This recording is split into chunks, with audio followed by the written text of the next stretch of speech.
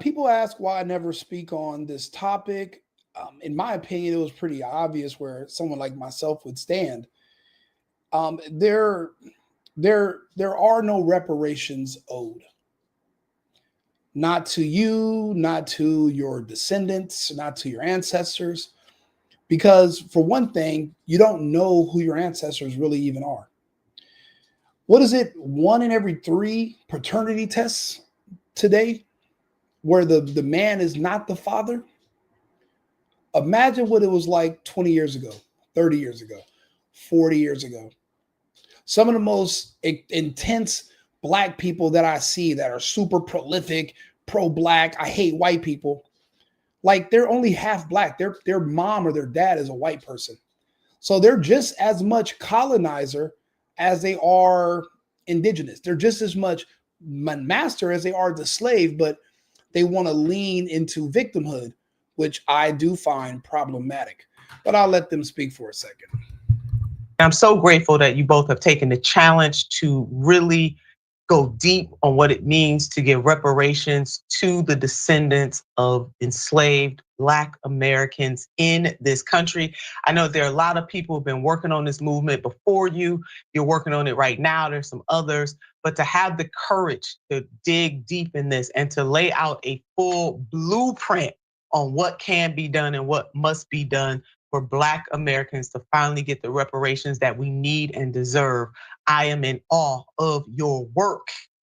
And so my first question is, what is the Black reparations movement for people who may not be familiar, and why is it important? One thing I'm also noticing when you watch these movements, all of these black people are gay. These are older lesbian women. They've bared no children. They have no husbands. And when these women get to a certain point, a certain age, historically, your children will take care of you. You and your husband will, have sire children early so that you can have, you know, kids that are going to take care of you in your old age. Now you don't have none. Now you're older and you're begging the people that you're calling white supremacists to give you money. You were never a slave. You personally, you who are listening to this, you were never a slave, you were never an indentured servant. Neither were your parents, your grandparents, and you're not even sure if anybody in your family in the 1800s or 1700s, you have zero idea of what your lineage is. You can't even name your enslaved family member, and you can't even prove who was his slave master. Or and then even if they were an indentured servant working for someone that was white, it doesn't matter. They were working at the time. That doesn't mean they're owed anything later. That's like me working at McDonald's 30 years ago, and then I show up at corporate like, hey, where's my check? Where's my reparations? Remember, I was on the Nuggets? Because of me, you guys made 550 million the next year just because of me. Like, so you guys owe me money. That doesn't make sense. It doesn't make sense. The argument doesn't add up. It's not a white supremacist that's saying you weren't alive. It's anybody who's a pragmatic person with some sense who's thinking about the subject. Now, if you remove your brain and you're just speaking emotional and you're a beggar and you're a professional scammer, then yeah, you'll say stuff like, because I'm abused and my people got whipped and they used to buck break us. I'm talking, they used to put their yard gloves on and just buck break the dog shit out. Okay, if you want to think and have these homoerotic fantasies of these white men putting you in bondage and humping on your great great great grandpap, that's fine, Indy. You can have those fantasies, but pretending that people owe you money for work that you did not do.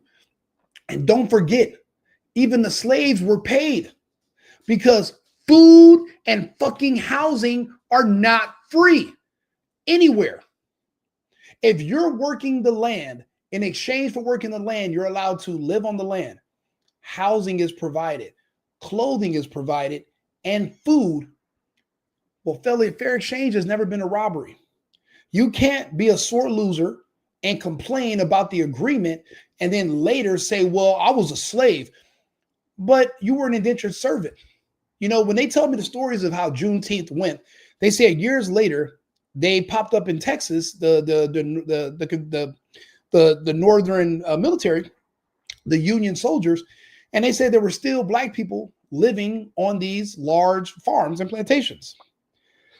And when they got there, they were telling these people, hey, you can leave. And a lot of the slaves were like, and go where? I'm working with this man. Well, you want me to quit? I'm gonna still need to come work for him. And you know what happened? The landowners, they turned these people into sharecroppers, which they already were sharecroppers. They went from indentured servant to sharecropper, and they worked out a deal with them where they were able to live on the land for free. The housing provided, they still had access to food, and they were just to tend the land. It was a symbiotic relationship, pretending that every single white American is a billionaire, because that's in the mind. You guys don't talk to black people. You don't know them. You have no idea what you're talking about when you talk about black people. Black people are not going to be honest with you about what's going on in their head. I pass black enough for black that I can actually be around them.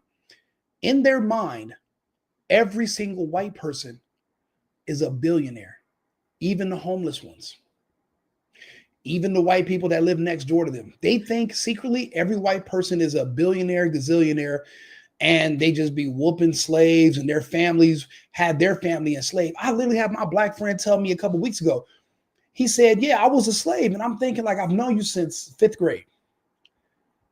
I'm trying to think about what year in high school did you take off to go work on a plantation? For me to believe your bullshit would be me basically, giving into your delusion. That's like me telling a person who believes they're trans, you're actually a woman, dick and beard and mustache and all. Sir, you are a man. I'm not going to believe in that delusion, and I'm not going to believe into this delusion that you were a slave yourself. Even these old lesbians right here, I'm not going to say, yeah, they used to be slaves. They weren't. They grew up privileged in the wealthiest country in the world. If they didn't make the most of their lives, that's on them. They're old and bitter. They have no children, no husband. And now the people they call white supremacists, they want them to give them. Why would a white supremacist give you a reparations check for work you didn't do? You were never a fucking slave. The slaves who you're talking about died in the early 1900s. The stories of the Tulsa race riots are false. Black Wall Street was built 3 years later. And it didn't die out until integration like the rest of the black communities, because even black people felt like white people's businesses were superior. That's nothing to do with racism. That's nothing to do with reparations. This woman, Nina, is a grifter. She's a liar. She's already lost her Senate seat. She's just in the public now. And whenever she wants votes or support, she dangles something in your face, a free check. And lazy, bum-ass people that want to be taken care of by the government, the permanent EBT class, literally will start championing her and like sea lions. Nobody's giving you some money for something you did not do. That's like me saying I need reparations for a horse and buggy accident in 1890. And they're going to be like, okay, cool. So who hit you? I don't know. Okay, what was the name of your relatives that were alive back then that were hit? Well, I think one name was Billy Ray. The other name was Rob Billy. Give me money. Oh, but Rico, the Jews got money. They were still alive in the 60s, in the 50s, in the 40s, after the Nuremberg trials, when they started doing the disbursement of the Nazis, when they divided up the money that went into the German treasury and all the artifacts. A lot of stuff was returned to the Jews. And then reparations was paid off on that from the different countries that benefited from the Germans. Because remember, the German economy was strong. So they went after all these big companies that are still around today, and they said, you guys owe us some money because you benefited from the imprisonment of these Jews in this country. And everybody just kind of went along because the U.S. military had guns pointed at their head. But those people were still alive at the time. Well, Rico, they're giving money for the genocide. Again, that was this year. The Palestinians are still alive. Okay, when the Native Americans, they were still alive when when their land was being taken, and these were people that were still alive. They were in their 80s and 90s. They passed it down to their kids. They won. Also, to call yourself a Black American it's a non-existent claim. You're not following the rules of humanity. The UN clearly says you cannot be a color and a human. You must have a nationality. There's no such country as African America. There's no country called Black America. You can't even get out of the country being African American. You're going to need a passport that says, I am an American. There's nothing Black on there or Africa referencing, nothing. All of this is just delusion and bullshit. And nobody wants to clear it up for you because everyone's afraid that you're going to get mad. Because apparently they assume that you all have a problem with the truth and accuracy. I give you more credit than that. I feel like we can have these conversations and you're not going to get too offended because no one owes you anything. If any reparations were owed to the slaves, it was paid in citizenship. That was the sole purpose of giving them citizenship to the country. You know, at one point in time, the goal was to repatriate the slaves and their descendants back to, was it Algeria, back in Africa? They had already worked out an agreement, and the goal of Abraham Lincoln was never to free the slaves. It was to remove you out of the country itself, back to Africa. Then you would have had to reapply for citizenship to come back here. Imagine that, you having to apply and beg to come back to a place that you hate, that you call racist and oppressive. Wouldn't that be something? You know, if they're able to get this whole birthright citizenship thing, get it removed and get that together, and then pass a certain amount of convictions, you can lose your citizenship and you can be deported to another country, and you have to reapply for citizenship that you won't qualify for due to your record and your history. I think you guys will be a little bit more patriotic and a little bit more respectful and loving of this amazing place. You know, I'm an immigrant. My family's immigrants. And it's crazy. You guys say, well, white people had a 400-year head start. You know what we say? Well, the Blacks had a 150-year head start. What, 175, actually, this is 2025. What year was the Civil War? So you guys had a 170-some year head start. So why are you living in the same hoods that us immigrants are? We barely speak English. We new here 20-some years.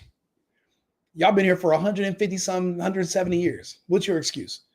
White people 400, you got a 150 head start. You should be way further. If we're basing progress and where somebody should be off of that.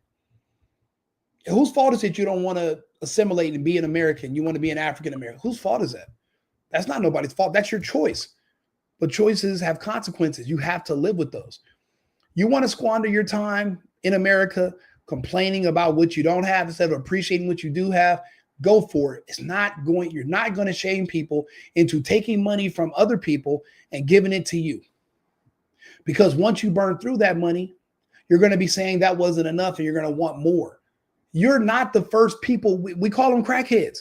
You ever gave somebody some stuff who's bad with money, and when they burn through it, they still need more? Baby mamas of athletes and drug dealers, they do this. It's all the same thing. It's no different. You never appreciate something that you don't work for and earn yourself. You want money? Earn it. You want your place in this country? Earn it and secure it. But you guys won't say America first. You won't say I'm a proud of American. You won't recite the Pledge of Allegiance. You're antithetical. That's why this whole birthright citizenship thing must be done away with. It was never meant to be used the way it is now. It's actually being abused by the people it was meant to help, which were the descendants of the indentured servants or the slaves, so that they wouldn't be sent back to Africa, even though they weren't from Africa. But the goal was to send them somewhere else so they wouldn't be trying to claim the land here where they were originally from, because they lost that land. If you get into a fight for something and you lose and you can't keep it, then you lost it. You can't be a sore loser and say, oh, it was stolen. No, you lost. Go watch a professional fight, two heavyweights. That's like one fighter gets beat up. He wakes up the next day and says, man, they stole the guy. Where's my belt? They stole my belt from me. It wasn't stolen. You lost it. You want to spend all your time being angry and mad and full of hate and anger it's pointless. Nobody's going to say, oh man, they're so mad, let's tear up the Constitution and give them a bunch of money. It's not happening. It doesn't make any sense. Oh, well, Rico, you're a tether. This and I don't call me whatever you want to, but you're still not getting. You're going to die begging for something that you weren't owed. You look ridiculous.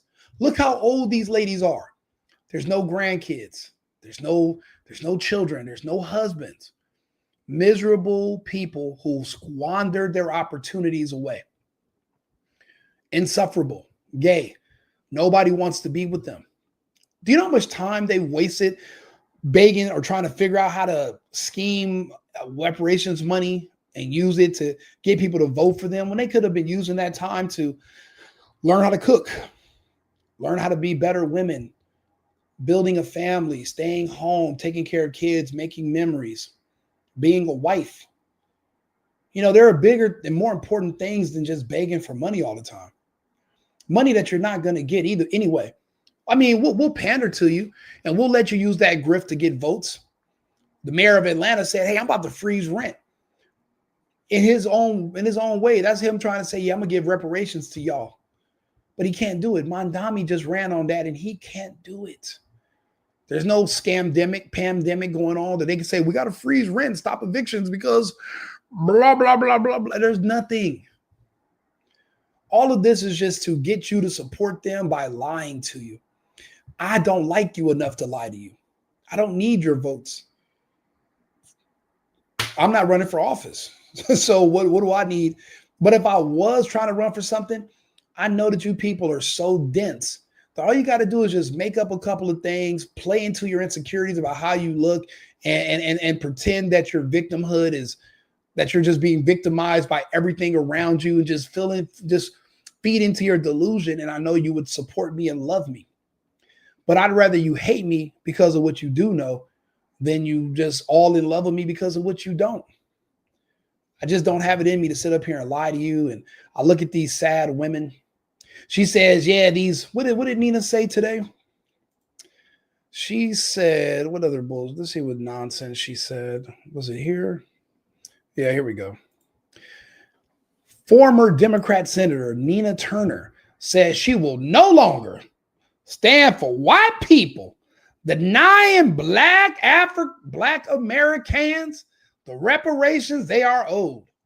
Whenever a Black Americans advocate for reparations, white supremacists say, you weren't alive then. We're coming for our check. Okay, well, she's still not addressing the only important fact, you were not alive then. Doesn't take a white supremacist, or it just takes somebody with an IQ over 15 to say to you, you were not wrong. You are an individual. You are not one entity. You guys are not a hive mind. You guys are not some fucking serpent with 15 heads, and you guys are all part of one body. It's not a cluster of people. It's just they're individuals, but you guys it's a cult, but you're still not anybody you were not alive in the 1800s. You just weren't. You weren't. So nothing is owed to you. You're coming for your check. Coming to who? Are you going to Ghana? No, they're the ones who sold you. You're going to Nigeria? Aren't they the ones that sold you? Benin? They're the ones who packaged you up and put you on the beach for these other people to pick you up. They weren't a bunch of white men wearing Crocs, chasing you through the jungles, grabbing you by your loincloth, buck breaking you, throwing you on a boat. And then if you are dumb enough to believe that a bunch of people chained up on boats where there's no irrigation, no sewage system, no water, no food, and they were just being traveled by the thousands, you're an idiot if you believe the transatlantic slave stories in the first place. Anybody who believes that doesn't deserve anything. You're delusional and you're not able to think for yourself. You would somebody would refer to as a mental midget, because you got to be over a certain height to understand this ride. You're beneath there. None of that stuff makes any sense. There was no transatlantic slave trade. You know, people come to me all the time and say, "Oh, man, you're only dark skinned," because I said we're from Cuba. We're an island. We're on an island. What's the weather like on the islands? It's hot. You don't have to be an African to be dark, which is why you never see them talking about, The people in Sri Lanka deserve reparations because they are descendants of slaves, and the people in India who are darker than us, they only go west. They don't go east with their bullshit because it would destroy their own arguments. They don't want to talk about that. You got to be careful who you listen to. They'll waste a lot of your years sitting around waiting on something that's not going to come. I think that's why a lot of people don't work. They would work, but in the back of their heads, they're like, man, that reparations check is on its way. I might as well just retire. Let me just kick it. I got the Section 8. I got the SNAP. I might as well just, got my little Social Security. Man, give me some menthols and just chill out. No, that's a horrible idea. You need to get to work. You need to provide for yourself. You need to contribute to society, or you lose it all. And when we have to fight to get it back, we're not going to include you. You'll be a pariah. You won't be welcome. So I hope you guys understand my stance on reparations and why you don't deserve them. You weren't alive. It's a pretty simple notion. It's not very complicated. So share the video, like and subscribe, use it for learning. You can send it around to people. You can learn something from it, hopefully. And I got another couple videos coming up in a few minutes. Remember, America first, America only. I've been needing to find a new apartment, which has not been easy with credit as bad as mine. Luckily, I found cosigning.com. They connected me with a cosigner who helped me get my dream apartment for me and my dog. I just paid a small fee and was able to move in fast. Get the cosigner you need for the apartment you want. Check out cosigning.com today.